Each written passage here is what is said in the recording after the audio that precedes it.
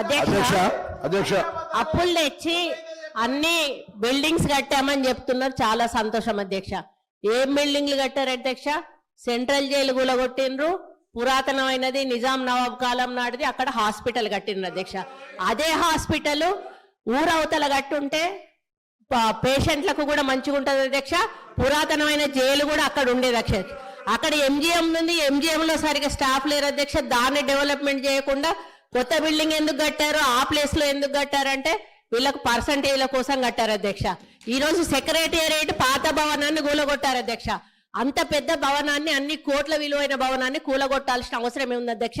దాన్ని ఇంకొక గాంధీ హాస్పిటల్లో, ఇంకొక నిమ్స్ హాస్పిటల్లో చేసి పేదవాళ్లకు హాస్పిటల్ని కేటాయించి ఈ సెక్రటేరియట్ బిల్డింగ్ ఇంకా ఎక్కడైనా కట్టుంటే అదే ఆస్తి కూడగట్టినట్టు.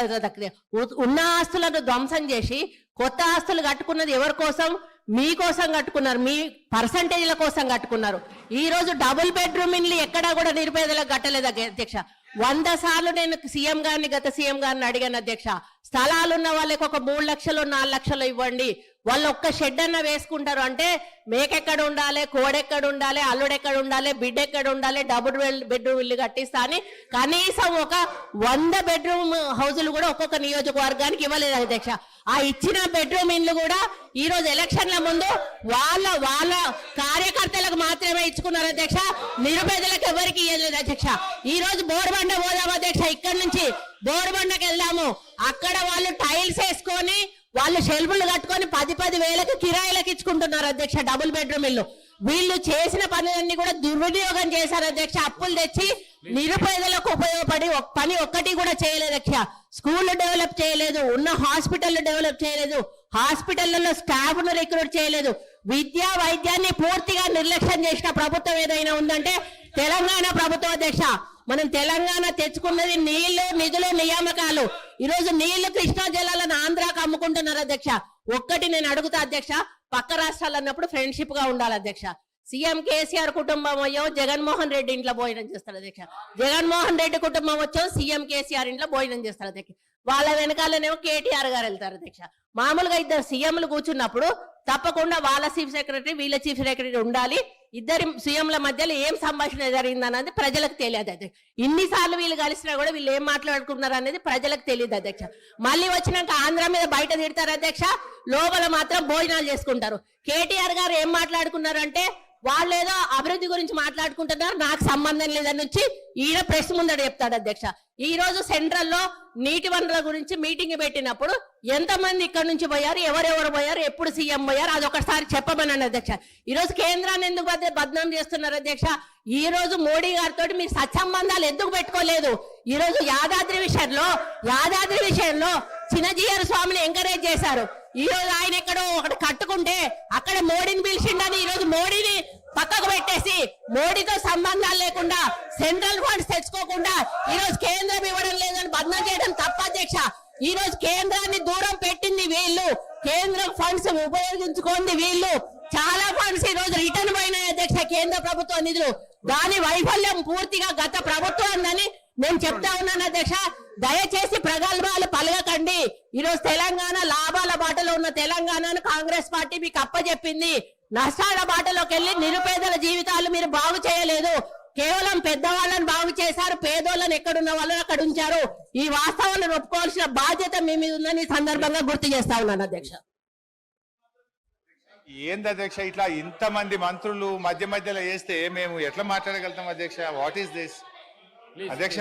సరే ఎనీహౌ ఏం చేస్తాం అధ్యక్ష? ప్లీజ్ హరీష్ రావు గారు ప్లీజ్. అధ్యక్ష కానీ మీరు ఈసారి ఇప్పుడు 5 మంత్రులకు అవకాశం ఇస్తారు సార్. మీరు శ్రీధర్ బాబు గారు, ఉత్తమ్ కుమార్ రెడ్డి గారు, పొన్నం ప్రభాకర్ గారు, సీతక్క మన కొండా సురేఖ గారు, జూపల్లి గారు, ఇంతమంది మంత్రులకు ఇచ్చి నన్ను మధ్యలో ఇన్నిసార్లు డిస్టర్బ్ చేసి నా ఫ్లో డిస్టర్బ్ చేసే ఇది ఒక కుట్ర సార్. ఇది కూడా అన్యాయం సార్ ఇది అధ్యక్ష.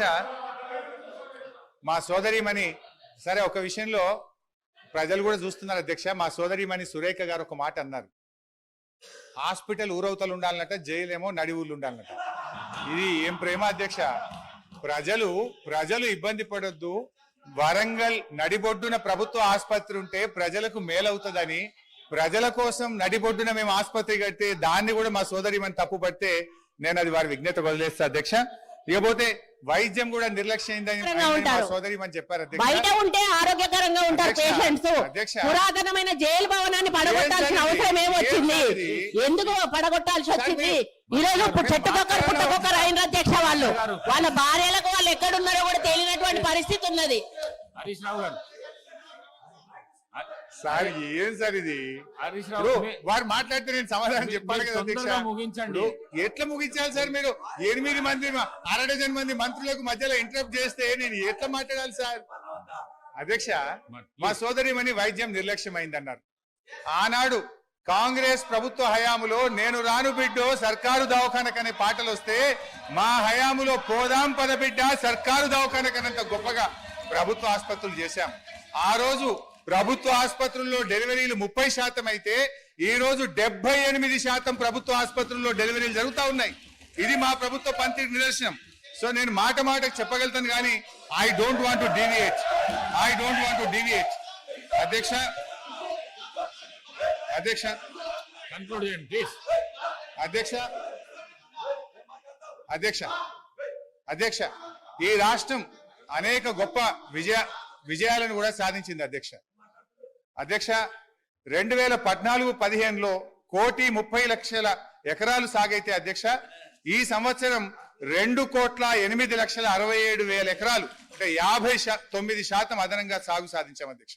వానకాలంతో పోటీ పడేలా యాసంగి సాగు జరుగుతా ఉంది. పక్క రాష్ట్ర కూలీలు వచ్చి ఇవాళ తెలంగాణలో ఉపాధి పొందుతున్నటువంటి పరిస్థితి అధ్యక్ష. గత సంవత్సరం వరి ఉత్పత్తి 2,58,16,487 మెట్రిక్ టన్నులకు పెరిగింది అధ్యక్ష. పౌర సరఫరాల సంస్థ ద్వారా 2014-15లో 24 లక్షల మెట్రిక్ టన్నుల ధాన్యం సేకరిస్తే 2020-21లో 1,41,00,000 మెట్రిక్ టన్నుల ధాన్యం సేకరించాం అధ్యక్ష. 2014-15లో 3,392 కోట్ల విలువైన ధాన్యం మాత్రమే కొనుగోలు చేస్తే ఇప్పుడు అదే సంస్థ గత సంవత్సరం 27,037 కోట్ల విలువైనటువంటి ధాన్యాన్ని కొన్నది అధ్యక్ష. అంటే 483% వడ్ల కొనుగోలులో వృద్ధి సాధించిన అధ్యక్ష. 9 ఏళ్లలో రైతుల నుంచి 1,34,768 కోట్ల విలువైన ధాన్యాన్ని కొనుగోలు చేసిన అధ్యక్ష. ఇది నిజం కాదా అధ్యక్ష? అన్ని రకాల పంటలు కలిపి మేము అధికారంలోకి వచ్చిన నాడు కోటి మెట్రిక్ టన్నుల పంట దిగుబడి వస్తే ఇవాళ 4 రెట్ల అధ్యక్ష 4 కోట్ల మెట్రిక్ టన్నుల పంట దిగుబడి వచ్చింది. ప్రజల కోసం నడిబొడ్డున మేము ఆసుపత్రి కడితే దాన్ని కూడా మా సోదరిమని తప్పు పడితే నేను అది వారి విజ్ఞత వదిలేస్తా అధ్యక్ష. ఇకపోతే వైద్యం కూడా నిర్లక్ష్యమైందని సోదరిమని చెప్పారు అధ్యక్ష. బయట ఉంటే ఆరోగ్యకరంగా ఉంటారు పేషెంట్స్. పురాతనమైన జైలు భవనాన్ని పడగొట్టాల్సిన అవసరం ఏమొచ్చింది? ఎందుకు పడగొట్టాల్సి వచ్చింది? ఈ రోజు చెట్టుకొక్కరు పుట్టకొక్కరు అయిన అధ్యక్ష వాళ్ళు వాళ్ళ భార్యలకు వాళ్ళు ఎక్కడున్నారో కూడా తెలియనటువంటి పరిస్థితి ఉన్నది. హరీష్ రావు గారు, సార్ ఏం సార్ ఇది? హరీష్ ఇప్పుడు రావు వారు మాట్లాడితే నేను సమాధానం చెప్పాలి కదా అధ్యక్ష. తొందరగా ముగించండి. ఎట్లా ముగించాలి సార్? మీరు 8 మంది 1/2 మంది మంత్రులకు మధ్యలో ఇంటరప్ట్ చేస్తే నేను ఎట్లా మాట్లాడాలి సార్? అధ్యక్ష, మా సోదరిమణి వైద్యం నిర్లక్ష్యమైందన్నారు. ఆనాడు కాంగ్రెస్ ప్రభుత్వ హయాములో నేను రాను బిడ్డో సర్కారు దవాఖానకనే పాటలు వస్తే మా హయాములో పోదాం పద బిడ్డ సర్కారు దవాఖానకనంత గొప్పగా ప్రభుత్వ ఆసుపత్రులు చేశాం. ఆ రోజు ప్రభుత్వ ఆసుపత్రుల్లో డెలివరీలు 30% అయితే ఈ రోజు 78% ప్రభుత్వ ఆసుపత్రుల్లో డెలివరీలు జరుగుతూ ఉన్నాయి. ఇది మా ప్రభుత్వ పనితీరు నిదర్శనం. సో నేను మాటకు చెప్పగలుగుతాను కానీ I don't want to deviate. అధ్యక్ష కన్క్లూడ్ చేయండి ప్లీజ్. అధ్యక్ష ఈ రాష్ట్రం అనేక గొప్ప విజయాలను కూడా సాధించింది అధ్యక్ష. 2014-15లో 1,30,00,000 ఎకరాలు సాగైతే అధ్యక్ష ఈ సంవత్సరం 2,08,67,000 ఎకరాలు అంటే 59% అదనంగా సాగు సాధించాం అధ్యక్ష. వానకాలంతో పోటీ పడేలా యాసంగి సాగు జరుగుతా ఉంది. పక్క రాష్ట్ర కూలీలు వచ్చి ఇవాళ తెలంగాణలో ఉపాధి పొందుతున్నటువంటి పరిస్థితి అధ్యక్ష. గత సంవత్సరం వరి ఉత్పత్తి 2,58,16,487 మెట్రిక్ టన్నులకు పెరిగింది అధ్యక్ష.